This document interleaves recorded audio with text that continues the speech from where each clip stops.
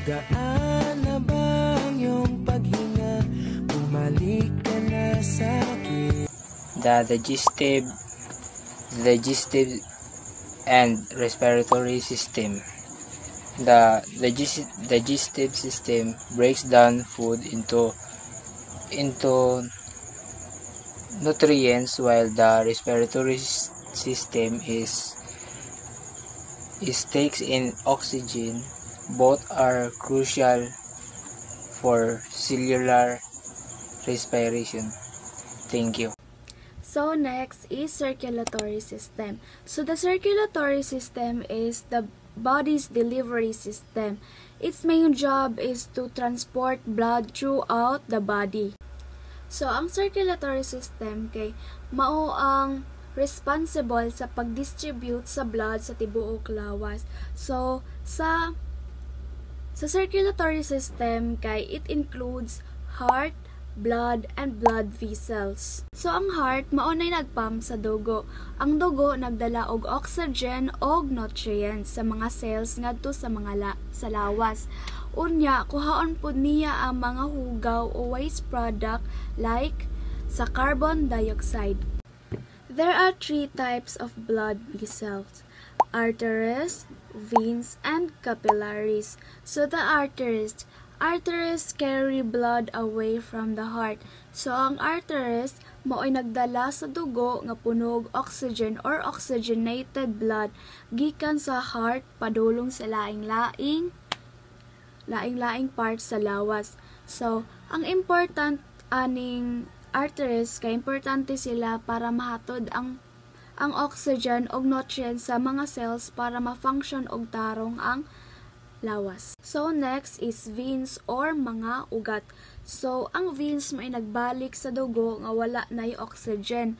So or deoxygenated blood. So gikan sa lawas balik sa heart. So nagtabang ni sila pagkuha sa waste product sa dugo ug pagdala balik sa heart para malimpyuhan. And lastly, capillaries. So capillaries are tiny vessels where the exchange of oxygen and nutrients happen. So ang capillaries kay mao ang pinakagamay nga blood vessels. Dinhi mahitabo ang pag-ilis o exchange sa oxygen, nutrients o waste product between sa dugo o cells sa lawas. So those are the 3 types of blood vessels. So in short of circulatory system keeps everything part of our body alive and working by moving blood around. Now, let's talk about urinary system, which is our body's cleaning system. So its main job is to remove waste and extra water from the blood and get out of the body as urine. So kini ang urinary system kay mao ang system nga naglimpyo sa dugo o nagpagawa sa hugaw nga tubig o urine. So the main organ is kidneys, ureters, bladders, and urethra. So the kidneys is filter the blood and create urine. So kidneys are mao ni ang nagfilter sa dugo para kuhaon ang mga hugaw. Next is ureters. So ureters are tubes that carry urine from the kidneys to the bladder. So ang urine kuno kay mga tubo nga nagdala sa ihi gikan sa kidneys paingon sa bladder. So next is bladder. So bladder stores urine until ready to pee. So bladder is mao ni ang temporaring tigom sa ihi. So lastly, urethra. So the urethra is the tube that takes urine out of your body. So ang urethra mao ni ang agianan paawa sa ihi gawas sa lawas. So ang trabaho sa urinary system kay pagpabilin nga limpyo ang dugo ug i-balance ang tubig ug asin sa atong lawas. Immune system. Ang immune system mao ang depensa sa atong lawas. Ang mga major of og timos. Ang trabaho sa immune system mao ang pagpanalipod sa lawas batok sa mga mikrobyo sama sa bakterya o virus nga makadala og sakit. Bisang unsang sakit nga mosulod sa lawas, ang immune system ang unang modepensa aron dili ka magkasakit. Nervous system. Ang nervous system mao ang sistema nga nagakontrol sa tanang lihok og reaksyon sa lawas. Ang major organs ani kay brain ug spinal cord. Ang function niini mao ang pagdawat og proseso sa impormasyon ug paghatag og signal sa ubang parte sa lawas para molihok o magbag-o dayon. Endocrine system provides communication within the body via hormones and direct long-term change in other organ system to maintain hormones. So kani siyang endocrine system kay usa ni siya ka system sa atong lawas nga mopagawas og mga hormones ug nagkontrol sa lain-lain pang process sa atong lawas. So, nani mga major organ ang endocrine system. First is a pituitary gland, thyroid gland, adrenal gland, pancreas, ovaries, ug testes. Mga major organ mao to ang magpagawas og mga hormones. So, pituitary gland, known as the master gland, it controls many other endocrine gland. So, ang kaning pituitary gland mo ilad niyo siya as the master gland. Mao pod niya mo control sa lain pang glandula sa ato ang lawas. Next is the thyroid gland. Located in the neck, it regulates metabolism. So ang kaning thyroid gland kay located ni siya sa atong neck which is sa ato ang liog. Mopagawas po ni siya mga hormones ug mo-regulate sa ato ang metabolismo.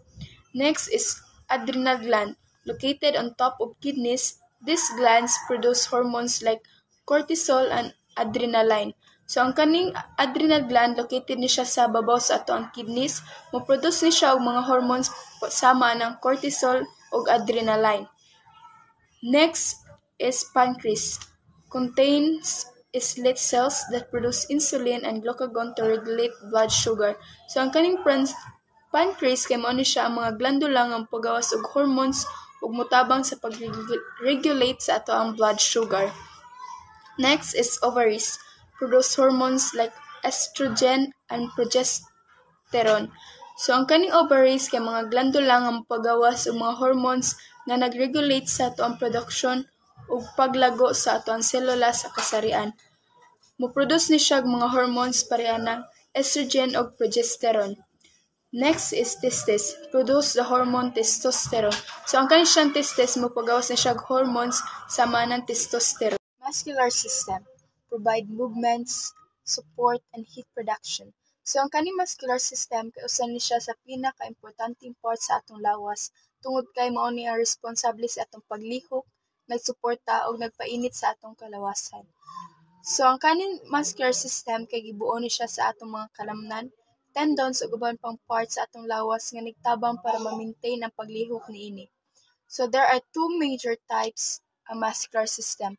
First is the kalamnan or muscles. So, ang kaning muscles, these are the primary parts of the muscular system that contract and relax to move bones and other parts of the body. So, kaniyang muscles, kay mao ni ang pinakaunang parts sa atong muscular system nga mokontra ug mo relax para mapalihok ang mga bukog ug uban pang parts sa atong lawas. Next is the tendons. These are the parts that connect muscles to bones and help with movements. So, ang kaning tendons, kay mao ni siya ang part nga nag-connect sa atong mga kalamnan sa mga bukog ug nagtabang sa paglihok sa atong lawas. Skeletal system. Support and protect soft tissues of the body, provide movement of joints, produce blood cells. So, ano yung skeletal system? Usa nga importante nga system sa atong lawas na responsable sa atong pagbarog, paglingkod o paglihok sa atong lawas. So, skeletal system nga gibuo sa mga bukog, cartilage, ligaments, ug uban pang parts nga nagtabang para ma-maintain ang paglihok sa atong lawas.